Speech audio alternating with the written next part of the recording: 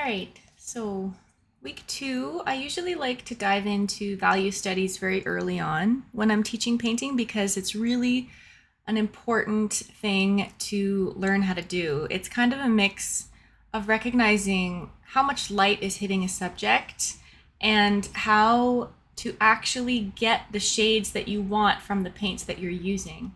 The reason that I stick to black and white is because, well, value is the amount of lightness or darkness to a color or a hue. And for this reason, we focus on studying the amount of light or shadow on an object and how to match those shades in our paintings. We'll only be using black and white because color interferes with the perception of structure. So you might be focusing on, for instance, painting this spoon, and then you might use the black because you see black instead of actually focusing on the amount of lightness or darkness or shadow actually in the creases of an object, right? So it depends on what you're painting. You'll hear my cat in the background, Milo. She's really present at all times. Anyway, so yeah, and we want to basically be able to study how light and shadow really work. And for that, we have to ignore surface patterns or textures and, well, maybe not textures, but mostly patterns and color, just to be able to actually see how an object reacts to light and to focus on the amount of light and shadow that an object has. So the first thing I like to do, I like to introduce this idea of this grayscale value finder. I have it in the course materials. It's not perfect because depending on your printer, your black and white inks may be tinted a certain color. Now in my case, they almost look a bit blue or purple compared to my actual value scale. So in this case, what it does is it's separated into 10 sections, and that's what we're going to mimic in our art journals today. So what we're going to do is actually paint 10 different sections, or I'm going to draw them out first on in our journal or on a piece of paper. And then we're going to try to split them up into 10 equally kind of equal tone shifts from one step to the other until we can reach white from black. Basically, this will help you. The grayscale value finder is good for comparing. So then you can see where your darkest darks are by using these little notches. I did not make this grayscale finder. It is courtesy Linda Huber. And I do have her info in the notes there. So it's good to see when you're studying a picture or a subject, you can actually hold it up to your subject and look, okay, my darkest dark is right around here. Maybe it's in like the mid-tone, closer to a 6. For this shadow here, maybe a darker 5. And this helps you later on, once you've actually established how to mix those number colors on the scale, you can more easily identify where to put those shades on your subject when you're painting them. So this is in the resources, but first I would like us to actually paint the 10 stage scale. So I have a piece of paper here. It's kind of cotton paper, but you can use a canvas. You can use your art journal, mixed media paper, whatever you have handy. It's just a practice, but it'll be good for reference. So what I'm going to do is really loosely outline a scale and give it 10 sections. I don't want to make them too wide because what ends up happening if you make it too wide is that, let me see if I can zoom in a bit. When you make the swatches too wide, what quickly ends up happening is that you get more than one shade inside of each section, which is really easy to do if you're going back and adjusting your colors constantly. So we have 1, 2, 3, 4, 5, 6, 7, 8, 9, 10. All right, so I have my little scale here. 1, 2, 3, 4, 5, 6, 7, 8, 9, 10. At first, this seems very tedious, but it's a really important exercise, especially when learning how to paint specific shades in response to what you see in real life. Okay, so I'm going to I have a very fancy palette today, we have a paper plate going on.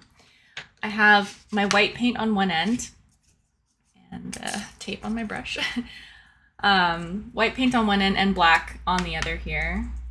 We want to keep them fairly far apart. If you have a palette that's straighter, or even better, if you have a palette with designated little wells, that also really helps. All right, so number one is going to just be your purest black. You're going to take some of that on a brush. You don't have to use any water. There shouldn't be, other than for washing your brushes, you probably don't need any water today for mixing your paints. Depending on the viscosity of your paint. If you're working with really thick paint and you're finding it difficult to apply, then you might want to water it down, but typically I don't. I'm using student acrylics. They are fairly fluid. Okay, so your number one ends up being your darkest dark. Now, the big question is next, how much white do you add to get the next shade of gray, right? The darkest shade of gray. You want the transition to be noticeable, right? But not such a big jump that you end up reaching kind of like a mid-gray all the way down here.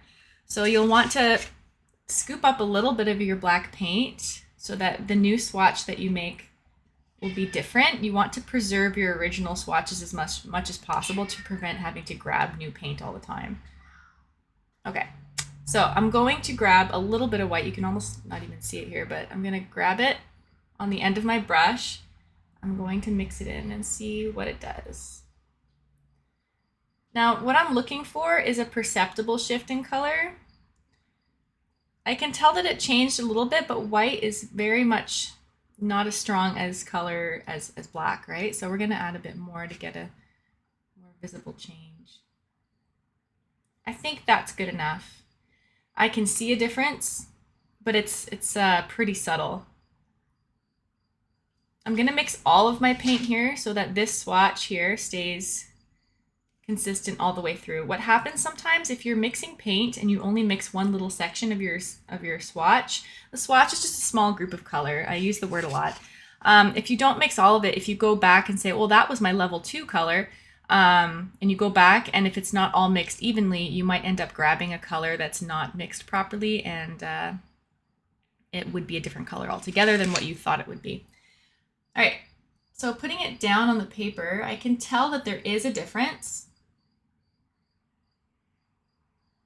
And also note, you may have noticed this already, that acrylics tend to dry much darker than when you apply them. Unlike other media where it might get lighter when water leaves, you know, like when things, when some objects dry, you know, like if you wet a shirt or something and it gets dark, tends to dry lighter because the water leaves. But in paint, it's a bit different. The water actually makes it lighter. Now there is a very perceptible shift. I'm wondering if it might be too fast. I'm looking with my grayscale finder. The number 2, it's close. It's close. It's definitely a different color than the printed matter, but I think the number 2 ought to do it. I think we're okay. I'm going to grab some of this color. You can also keep working into the same section if you want. I like to have them separated a little bit just so it doesn't get like, you know, too drastic of a change. And if I need to go back and adjust it, then I can. And then I'm going to add a similar amount of white that I did before. And again, I'm just looking for a perceptible shift. Like here, I've already got one. I used a small amount, mixing it evenly. I think this is a good enough change. It might actually even be too much, so I'm going to go back. And you use your judgment, and you might have to go back and forth. And there's nothing wrong with that. Acrylic paints are very forgiving. You can just paint right over it. If you find that you jumped too quickly or too slowly, you can always go back and paint over it. See, this transition is a bit less obvious, but it's still there. And basically you want to continue adding a little bit more white each time until you reach the 10th step, which should be the purest white without any black added. You might want to use a different brush for that last step, actually, when we get over here. All right. Add a bit more white and repeat.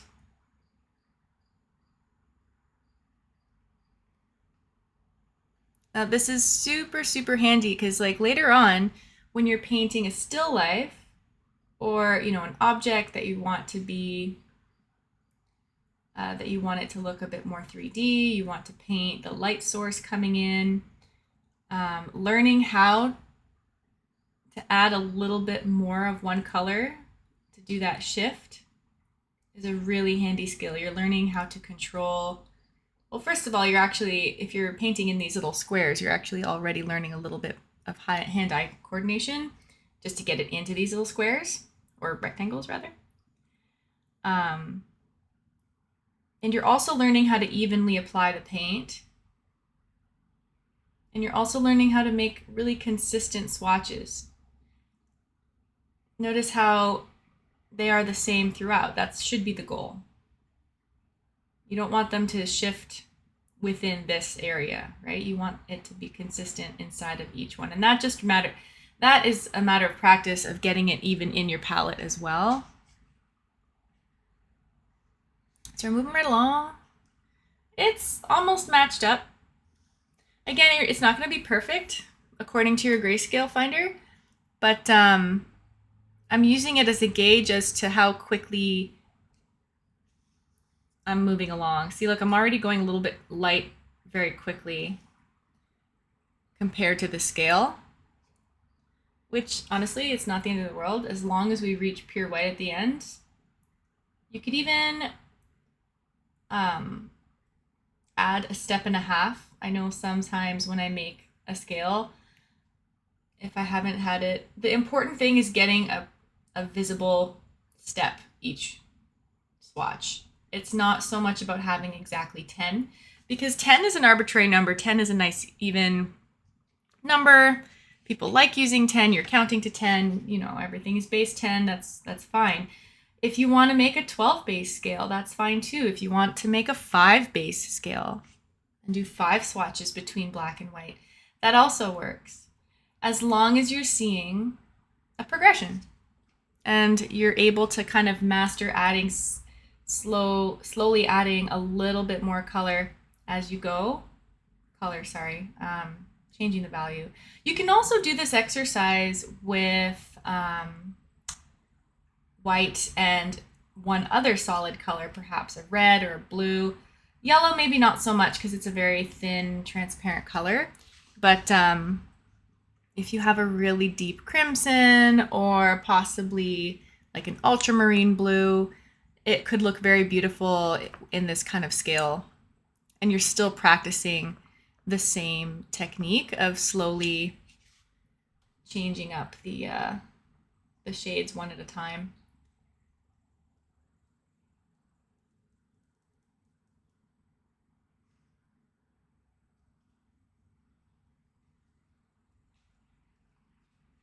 I am noticing my paint get a little drier now. It's on, it's a paper plate, so the paper plate is absorbing a lot of the moisture from the paint, so I may have to go back and dip it in some water real quick. Now the water will make it look much lighter. Okay, so if you are dabbing it in a little bit of water as you go, pay attention that it will look lighter until it dries. It makes it very frustrating when you're doing a painting that the water affects it so much. There we go. And there's no foolproof way to prevent that either. It's just trial and error. You start to learn the more you paint, and you get a feel for what your colors like to do. And by that I mean you get a feel for how much it dries, like how much the color changes when it dries.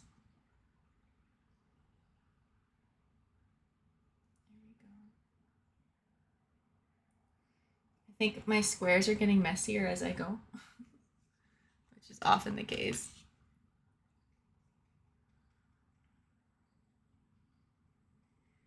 I think I need to lighten them up a little faster at this point. I think also as I see my paint dry, it gets lighter and lighter. And here I have this edge here. These three shades look almost, they're very close. So I'm thinking I might have to go back and lighten them, but we'll see how this goes. Also, staring at them for so long, I tend to lose track of what they look like. And it's hard because when you're staring at a subject and you're painting it in black and white, the grayscale finder is handy in like kind of resetting your vision to see what's actually going on. Okay, is it a mid-gray?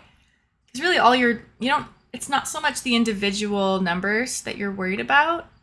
You're kind of more concerned if it's like a mid-tone, a super light, or a super dark. Exactly which number is not a huge deal. It's mostly about, okay, when I'm looking at a subject that I'm trying to paint, is it very dark compared to its surrounding area? Like you'll want to really look at a shadow compared to its surroundings to see how light or dark to make it. And sometimes just to make a shadow look lighter or darker, you just change its surroundings and you'll be surprised how much it pops, even just by changing the background color of something. All right, we're gonna jump a lot of shades for these next two because there's no way I can go from pure white from this. So we're gonna make, and this is where I say like, this is an off gray here, right, that I'm mixing on my plate. And it's a pretty big jump from this color to pure white. So if I had wanted to make it a bit more even, I could add an 11 and a 12. But the midtones are really tricky.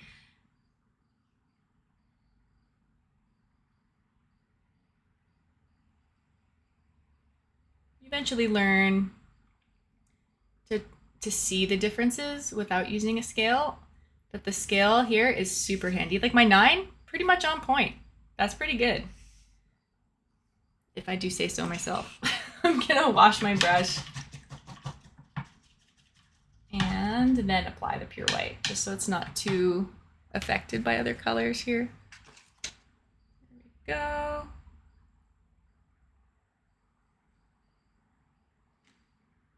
It might even have a touch of gray in it, but that's okay.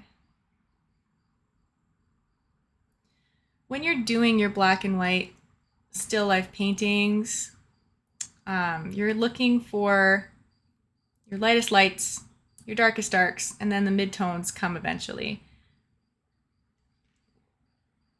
But you want to always find the things that stick out the most, the highest contrast items first. You don't want to be trying to shade something super detailed when you haven't even filled in the overall look of the painting first. Details come last, always, always. There we go. There's our grayscale. Woo! Exciting.